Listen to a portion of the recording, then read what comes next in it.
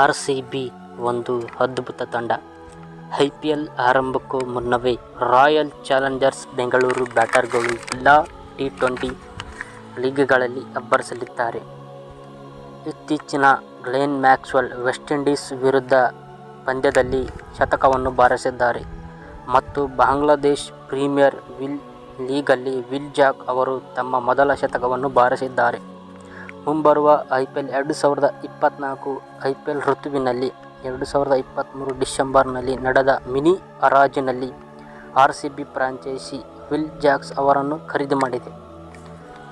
IPL 2023ರಲ್ಲಿ ಗಾಯದ ಕಾರಣದಿಂದಾಗಿ ಪಂದ್ಯಾವಳಿಯಲ್ಲಿ ಹಿಂದೆ ಸರಿದ ನಂತರ ಈ ವರ್ಷ ವಿಲ್ ಜಾಕ್ ತಮ್ಮ ಮೊದಲ ಪಂದ್ಯವನ್ನು ಆಡಲು ನಿರೀಕ್ಷೆಯಲ್ಲಿದ್ದಾರೆ. ಈ ವಿಡಿಯೋ ಇಷ್ಟ ಆದರೆ ಲೈಕ್ ಮಾಡಿ, ಸಬ್ಸ್ಕ್ರೈಬ್ ಮಾಡಿ, ಶೇರ್ ಮಾಡಿ. ಇನ್ನೂ ಚಿತ್ರ ವಿಡಿಯೋಗಳಿಗೆ ಫಾಲೋ ಮಾಡಿ.